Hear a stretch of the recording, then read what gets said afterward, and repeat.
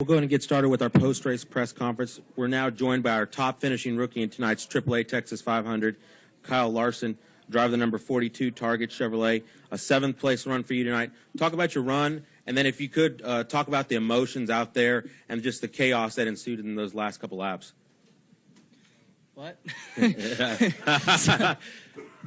I'm sure nobody has any questions for me. So, but it was a not very fun race for me. I was a lot worse than I thought we were going to be. I thought we practiced really well, and when the race fired off, we weren't very good. And I thought we'd get better, but we never did. We kind of got worse and worse and worse, and then we just had a lot of late race restarts to get up there and get a better finish. So disappointing day, but okay to finish 7th where we did, and hopefully we can get some better runs later on in the last 2 races.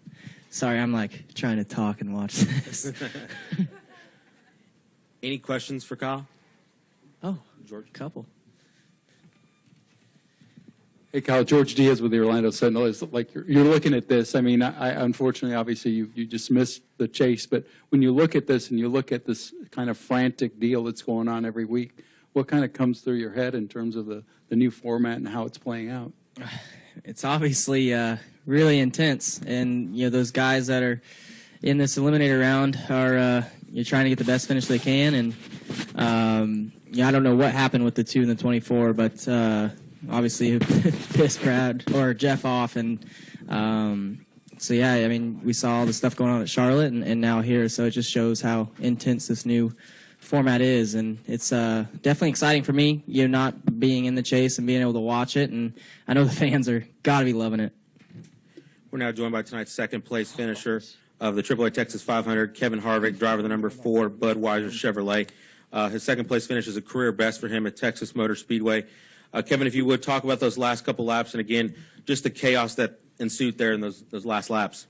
Yeah, I mean, obviously, everybody was racing for everything they can, and I thought it was, going to work out for us, and we had, a couple cautions there at the end, and weren't able to make it work out. But yeah, the 2 just bulldozed the 24, and the 24 wrecked, and the 48 and the 2 were racing hard, and at that point there was just no rules, so you just stood in the gas and hoped for the best, and after the race it all broke loose. I just told Brad he needed to get in there and fight his own fight.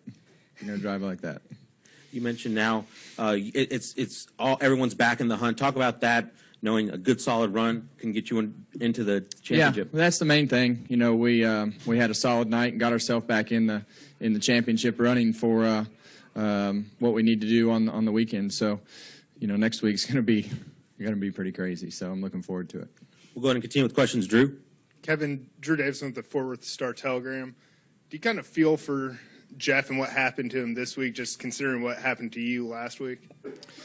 Yeah, we kind of had the same thing happen last week, so it's it's everything's just so intense right now, and everybody's just kind of throwing caution to the wind to do all they can for their team. So everybody's racing as hard as they can, and just glad to be in the mix. Stan.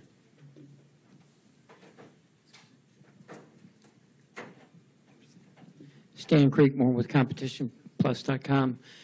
Kevin, switch positions, though. If you would have been in the 2 cars position, would your attempt have been any different to try to get that win? Yeah, I couldn't run over the 24 or the 48 like that.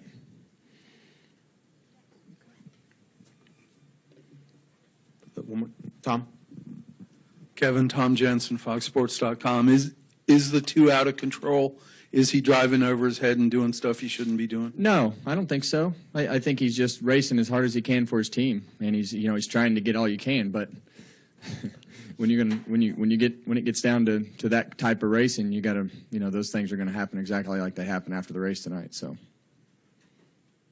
but I don't think there's anything wrong with it as long as you're ready to roll. Drew.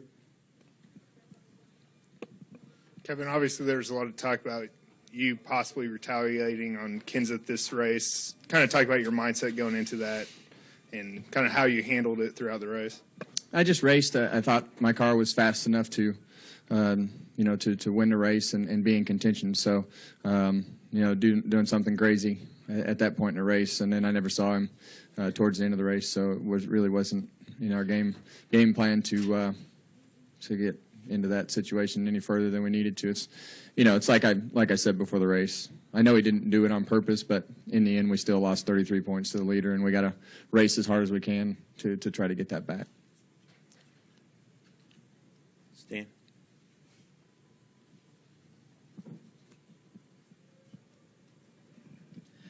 Kyle, I'm sorry, I meant to go to you first anyway, so I apologize to you.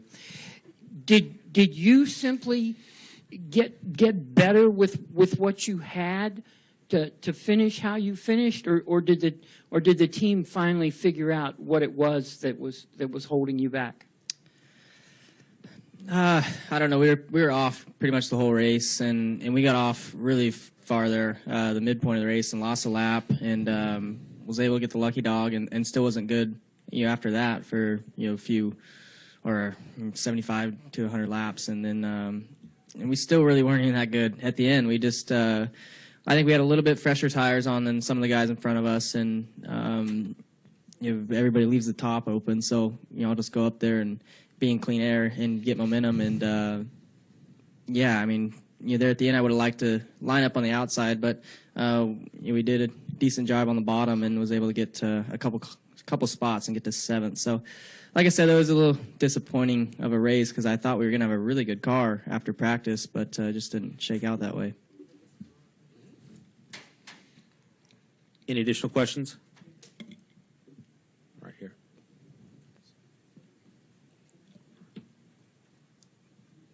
James Belknap, UTA Radio. How much did strategy change going from 129 laps of green flag all the way down to the next 12 for the rest of the race? You just hoped you were good on restarts and you could hold your own, because it just, everybody was digging for everything they could, and obviously it got to be nighttime as well. So it just, as it gets closer to the end, the intensity ratchets up, and at this point of the year, everybody's just going for broke, trying to win a race and get the best finish that they can to end the season on a good note. So it's good, hard racing. It's fun. Any other questions? Bob? Oh, you're late, Bob. You can't ask any questions. Well, this has been answered it. I mean, you obviously felt like Keselowski should go in there and kind of man up there at the end. Yeah, I mean, if you're going to race like that, you're going to have to man up a little bit at some point. I mean, he's done it several times, so you can't just turn around and let everybody fight all the time without you in there. You're going to have to stand up for your actions at some point yourself.